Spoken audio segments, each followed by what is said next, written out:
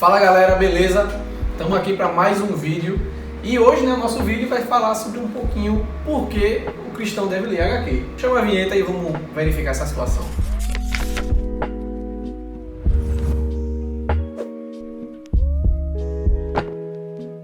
Então pessoal, os jornais norte-americanos no século XIX, eles publicavam bastante tirinhas que era para facilitar a leitura das pessoas que eram analfabetas, não tinham acesso à leitura tão fácil. E o que acontece? Pessoas também imigrantes que não conheciam a língua inglesa, que teriam dificuldade para entender o que estava escrito ali, eles achavam legal e entendiam a história. Então o que acontece? As tirinhas ajudavam no entendimento, ou seja, vendiam o jornal tanto para quem lia inglês e para quem não lia. Isso foi um dos primórdios da leitura das HQs, então ela estava um pouco associada às pessoas que não tinham aquela tradição oral da língua inglesa, e escrita também. E posteriormente as narrativas foram ficando mais complexas, foram ganhando outras formas e como a gente conhece hoje, mas com um pouco dessa origem, um pouco mais ligada às pessoas que não tinham uma formação cultural tão forte. Os quadrinhos eles estavam mais relacionados às pessoas iletradas, e as pessoas com poder aquisitivo maior não davam tanta relevância a esse tipo de produção. Aí o que acontece? Passado o tempo, muitas pessoas começaram a incorporar nas narrativas temas urgentes e relevantes para o contexto que se vivia, e questões sociais também sempre foram bem abordadas nas HQs. Porém, esse início deixou um pouco de preconceito quanto a esse tipo de obra. Mas já é importante enfatizar também que o quadrinho ele não é só relacionado a tratar de temas superficiais. A gente pode falar aí de uma HQ de 1992 chamada Maus. Aí o que acontece? Essa HQ ela ganhou o prêmio máximo do jornalismo, que é o prêmio Pulitzer. E você daí já pode perceber que a HQ não é uma coisa só para brincadeira, ela também trata de temas sérios. Mediante isso, a gente tem observado que, como eu já falei, a HQ ela tem sofrido muito a questão de preconceito, tanto no meio acadêmico e fora dele, E não é diferente no meio cristão, que as pessoas ainda não conhecem a importância de ler uma obra, como é que eu posso dizer, de ler uma obra em quadrinhos que fale um pouco da mensagem. A gente vai citar aqui 2 pontos por que o cristão ele deve ler a HQ. E o primeiro ponto que eu gostaria de falar para vocês é o seguinte: a HQ é uma expressão cultural. A gente, quando abre a Bíblia, a gente abre lá em Jó, Salmos, Provérbios, Eclesiastes, a gente percebe a inspiração que os autores tiveram e a capacidade escrita que eles apresentaram nessas obras, nesses livros que a gente conhece aí, que são conhecidos como livros poéticos da Bíblia. Então o que acontece? A Bíblia ela já mostra, isso é uma demonstração de como os sábios eles enxergavam o mundo e demonstravam isso através da narrativa bíblica. E a gente sabe que nesses livros, os livros poéticos, eles também tratam de questões sociais. Então, não diferentemente deles, as HQs também são capazes de trabalhar essas questões.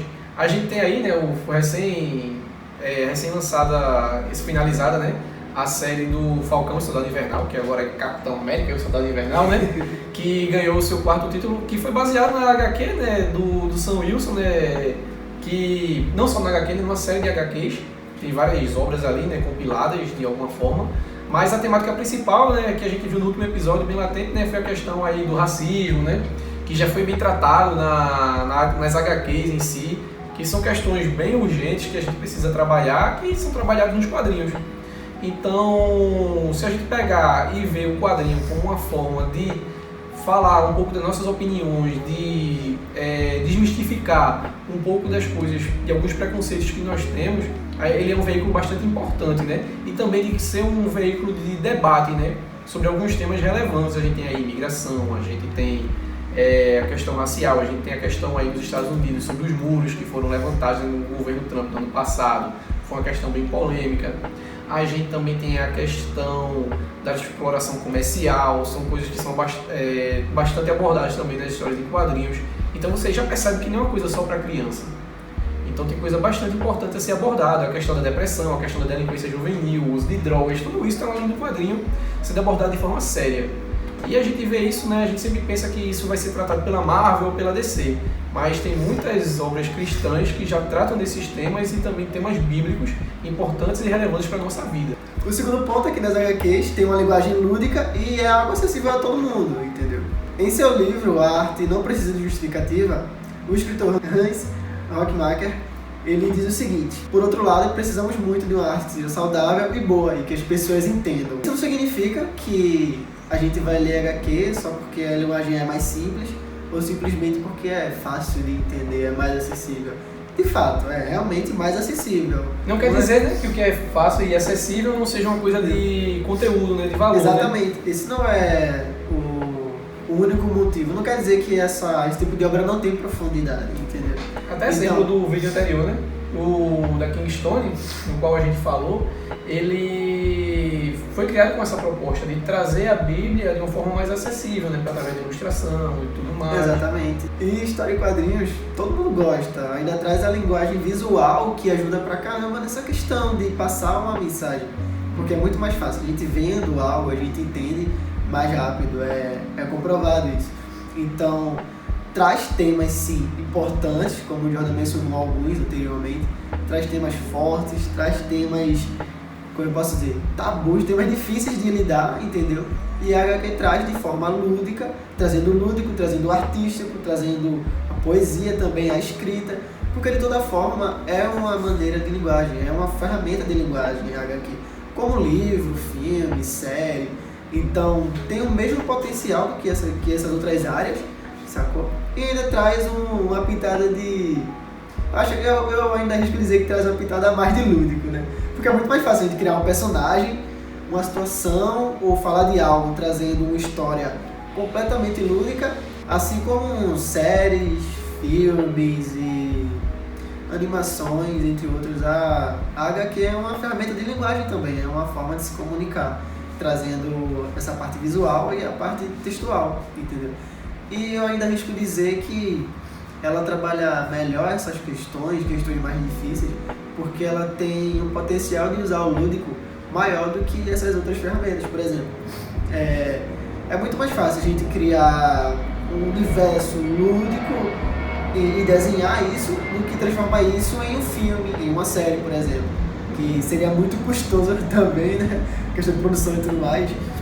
Mas na HQ esse custo é bem mais baixo e a gente tem mais essa liberdade de criar algo excepcional sem precisar gastar tanto, sem precisar de tanto, sei lá, de ter tanto estrutura, né? Tantos equipamentos e tal. Não é fácil, né, produzir um HQ, né? É fácil, mas só que se for comparar, né, com filmes, uma série, a estrutura é muito maior. Muito maior. Então você vai ter uma gama de assuntos que você pode abordar de uma forma serializada, de uma coisa mais, como é que eu posso dizer, abrangente, né? Tipo, que você pode fazer várias edições que vai custar bem menos que a produção de um filme. E ali você pode trabalhar várias questões de forma pertinente. Isso é interessante. Exatamente.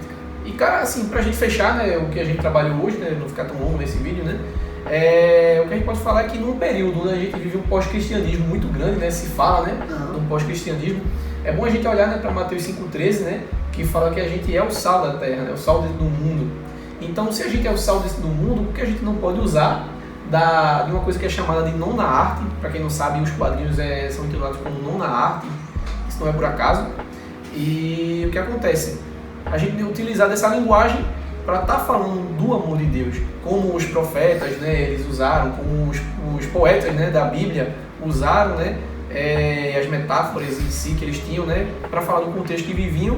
E hoje a gente tem a arte, né, a cultura que Deus nos deu para a gente falar um pouco do amor dele, falar um pouco das ideias que ele tem para a gente, um pouco, né, para a sociedade em si também, porque não é porque a gente é cristão que a gente não vai falar das questões que a gente está inserido. Claro que tem muita coisa na cultura que a gente precisa discernir se aquilo vai ser relevante ou não e edificante para a nossa vida. Então, da mesma forma, é como um quadrinho, a gente lê, a gente vê uma obra, mas tem coisas que a gente aproveita ou não. Isso vai ser sempre essa questão, vai ser sempre uma coisa que a gente vai bater aqui no canal, que a gente vai estar sempre abordando, que a gente vai estar sempre trabalhando. A questão lúdica é a questão da expressão cultural, como eu já mencionei. Aproveitar o que é de bom na nossa cultura e pode até, né, redimir, né?